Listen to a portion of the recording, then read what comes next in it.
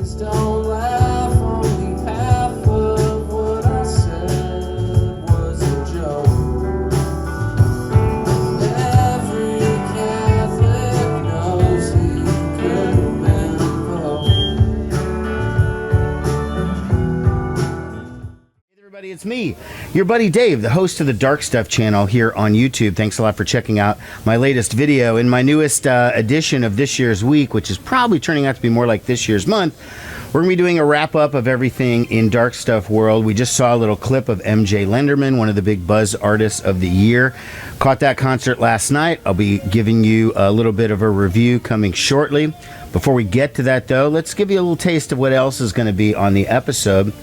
So, there's also, besides MJ Lenderman, I also saw M. Ward not too long ago for the first time. Great show. We'll be doing a review on that. I've also got some Bangles news because Susanna Hoffs is about to drop a brand new album, and I have some information on that, as well as another Susanna Hoffs appearance that was not related to this particular solo record. Went to the quarterly Omaha record show, got a couple of good records, and saw some old friends and a couple people I hadn't seen in a really long time. We'll be reporting on that. And then finally, I actually have some cat activity. Okay, so stay till the end of the video because Blackie and I had the experience of going to a cat groomer.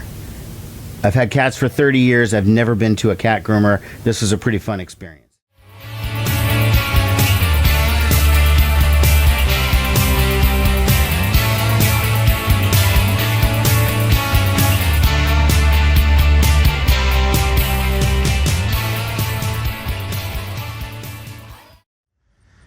All right, Thursday, the 10th, I'm walking over to see MJ Lenderman. This is the beginning of my week of shows, but you can always tell how crowded a show is going to be based on how far away I have to park, and I have to park like a fucking mile away to get to waiting room, so it's going to be a bit of a trek.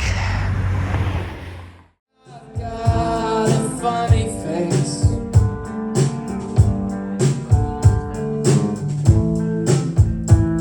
Makes me money.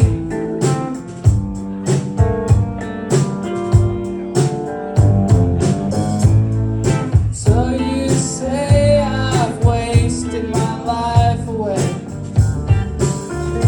Well, I got a beach home love. So yeah, MJ Lenderman, one of the current buzz artists of the moment. His current record called Manning Fireworks is blowing up. I think he was on either Stephen Colbert or one of the late night shows just recently doing a performance. He's had a few records in the past.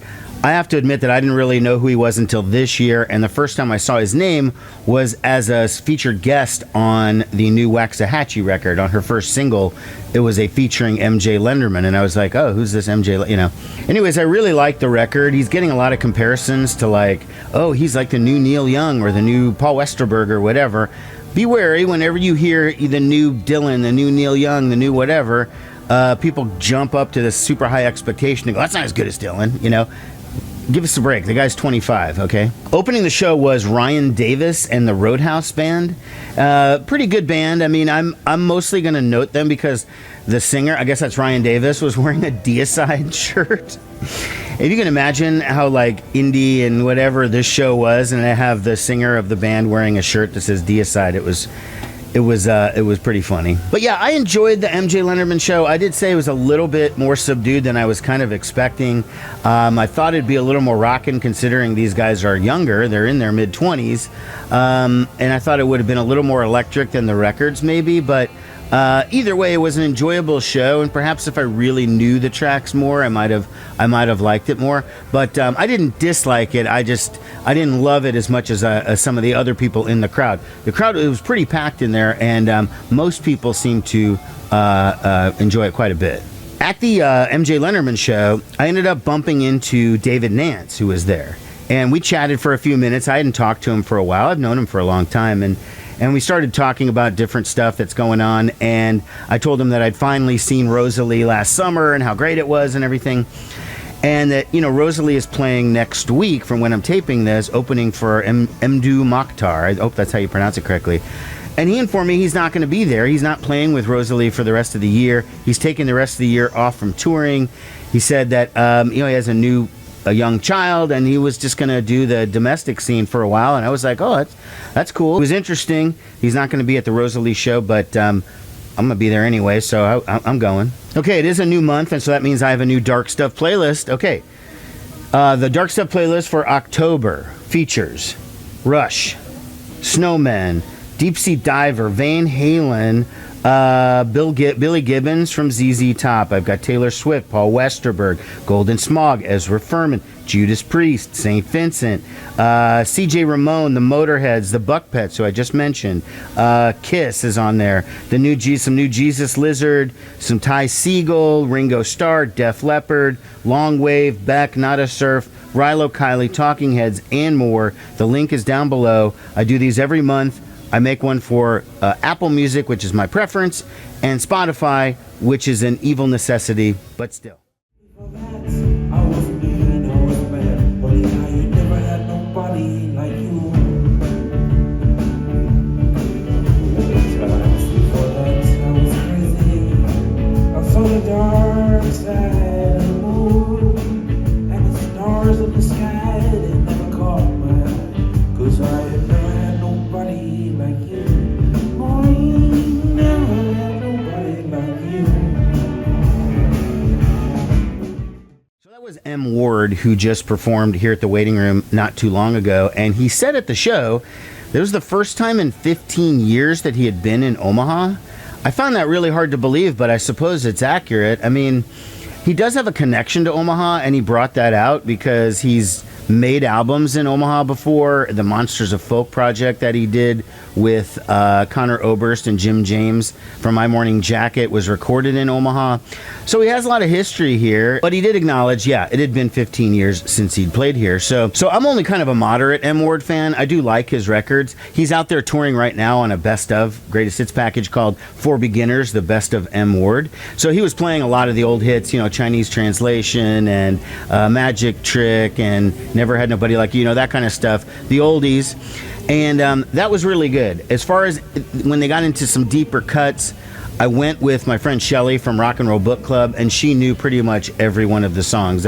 I knew like maybe 3 or 4, and she knew all of them maybe but 3 or 4. The opening act was a singer-songwriter named Leslie Stevens, and she was very good. Folky, talked a lot in between songs, telling jokes and whatnot. I thought it was maybe a nervous thing, like because she talked a little bit too much, but hey, look, big deal, right? Then she was in M. Ward's band, so she came up on stage and played with him for a couple of tunes in and out of the set, like at the beginning, then she left for a little while, then came back. It's like now you see her, now you don't. You think you're gonna get to know her, now where you won't. She one magic drink, just a one, and that's it.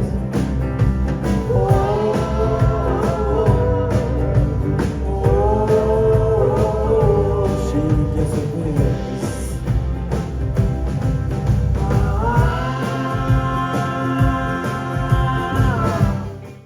I guess I came to the conclusion after watching the M. Ward show that I guess I do like M. Ward quite a bit. I guess I was sort of turned off by the She and Him thing, the project that he does with Zooey Deschanel. And it's not that I don't like Zooey Deschanel or anything, it's just like, I don't know. I just never really got onto that. It was a little too cutesy for me, and I think that tainted my view of M. Ward, and that's kind of why I had stopped listening to him for a while. But I don't know. I'm back in. I'm going to get this For Beginners set and reacquaint myself with all of that stuff. Dreaming since I was born. Okay, and then my girl Susanna Hoffs is about to release a new record. This just kind of came out of nowhere because, I do follow the Bangles and Susanna Hoffs on all the social media platforms, but this just kind of came out of nowhere. She's releasing a new album called The Lost Record. The release date technically is October 18th, which is 1 week from when I'm recording this right now. And I went to go see if there was a physical copy because some of her albums are just digital only. And I went on Amazon and I was like, oh, click, pre-order it, bam. Then I saw the physical copy. The vinyl doesn't come out till November 29th. So digitally, it will be out on October 18th. Physically, the vinyl not out until the end of November. So that's unfortunate, but at least it's better than on some previous albums of hers where they didn't have any physical version at all. It was just digital. Unlike many of the last few Susanna Hoffs records, this album is not an album of cover songs. This is a record she was working on at the end of the 90s. You know, after the Bangles broke up, she did 2 solo albums. I think one was like in 91, one was in 96, and then she didn't have another one until 2011 or 2012 or so. So there was this huge gap, and in that gap is when the Bangles got back together. So that's kind of what I thought. Turns out, though, she was working on a record in the late 90s, kind of a garagey record, and was writing songs with Charlotte Caffey and Jane Weedland from the Go-Go's and a bunch of other people. And then the album got shelved, I'm assuming, again, because the Bangles got really busy and then they just decided not to work with it. Right now, if you go on to the streamers, there's only one song, and that's Under a Cloud. Great. That was actually came out on the Bangles album Sweetheart of the Sun in 2011. This is obviously an earlier version of it, so you might have heard that song before. Another track on here, I Will Take Care of You, was on the Bangles album Doll Revolution. The song November Sun wound it up on Susanna's solo album Someday. Obviously, these are all different versions, so now you can hear where the songs originated from. So bottom line is, I'm excited. I get every Susanna Hoffs record. I don't even care. And I'll actually maybe review the record when I get the vinyl, but this is just a heads up that it's coming out. One of the things I forgot to mention in my last video where I was talking about what Tommy Stinson's activity was that he contributed a track to a Jesse Malin tribute CD. Jesse Malin, a great singer-songwriter, used to be in the band Degeneration. He had some medical issues and lost the ability to walk or something. I mean, I don't know. It was some type of serious issue, and he had to raise a lot of money, and so his friends, he has a lot of famous friends, are recording his songs as a tribute to help him make money for medical bills. Tommy Stinson was one of them. Well, the album is actually out.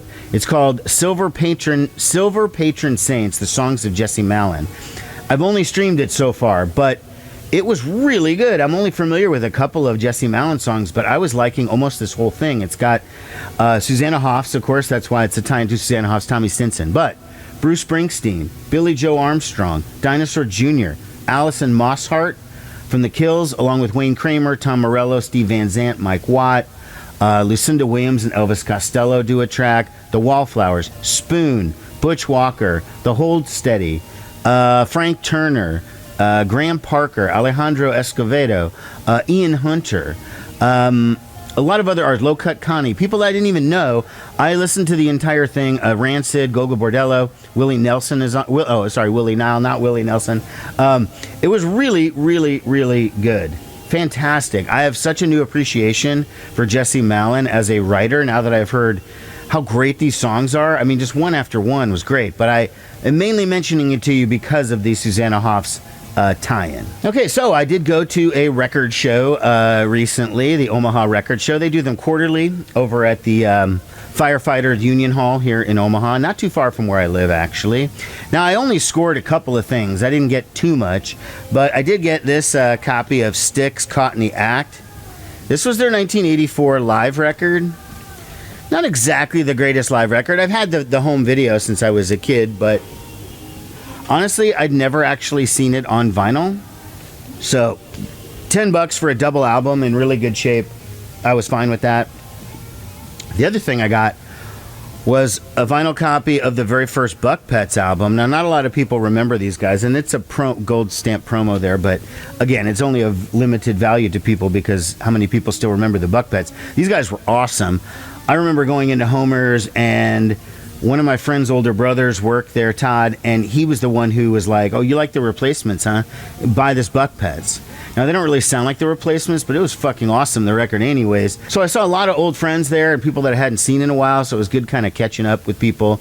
And I went by one guy's table who recognized me from the channel, and he had said that he used to do VC videos, but he hadn't done any in many years, and so he remembered me from the channel. Now, if you see this video, guy, I didn't catch your name or the name of the channel, so I'm sorry I can't even mention it. Not that you care, you hadn't done a video in a long time, but it was good seeing you, but I didn't get the name of the channel, so I couldn't even give it a mention. I will say my friend who I was with bought a Gary Newman record from the guy who told me that Hannah, the Omaha introvert, had her hands on the record and was considering buying it, but put it down and was maybe going to come back. And then my friend swooped in. He got it. So sorry, Omaha introvert.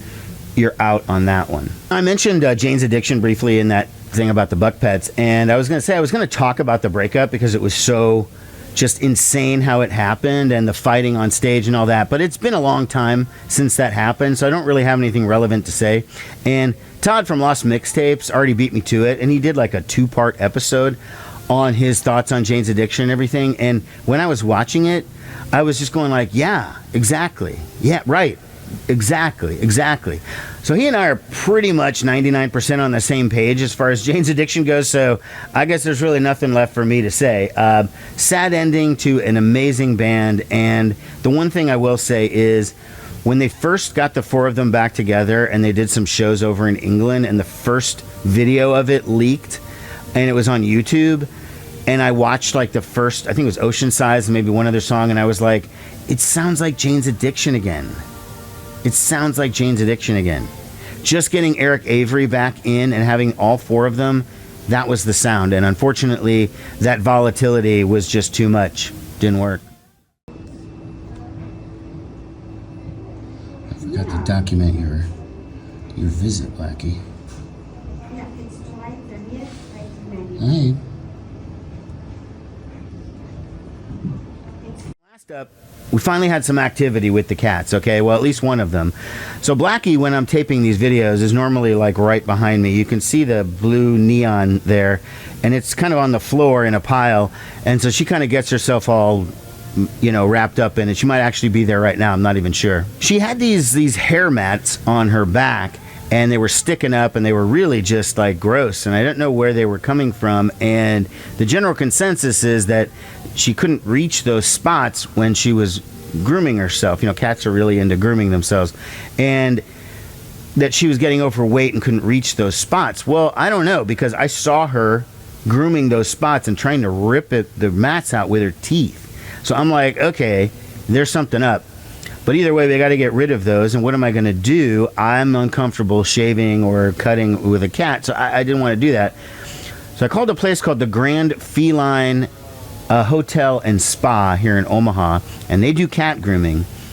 So I called them up and asked if they could do something about this. They said, yeah, sure, absolutely. And they can trim her nails while I'm there, because I can't really get her to comply.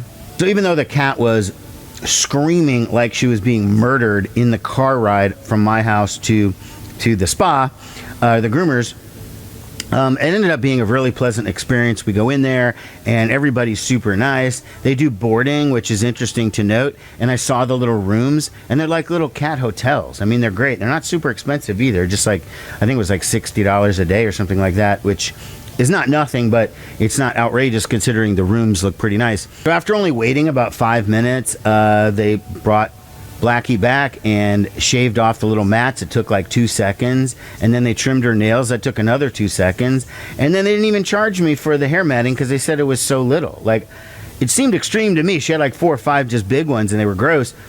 But whatever, I guess it must be more extreme with other cats, and so that's why they felt like that was absolutely nothing. But I will be heading back to that place because it is really nice, and if I ever have to board the girls, that is where they are going to go. All right, everybody, we're going to wrap it up here. I've got a massive week of shows coming up. I've got Mdu Mokhtar with Rosalie coming up, Superchunk, Cursive 2 nights, Jeff Tweedy solo, Psychedelic Furs with Jesus and Mary Chain, the Surfer-Jets, the See-Through Dresses are back, all sorts of stuff coming up. You'll be able to catch it all here on The Dark Stuff. Thanks a lot for watching, everyone. Take care. Bye-bye. All right, don't remember parking this far away. This is like fucking ridiculous. Where the hell is my car? I'm like a mile away from the curb. Maybe I'm after this blue truck. I can't even tell anymore. Oh yeah, there we are. All right, adios. So, you have a MySpace page or something?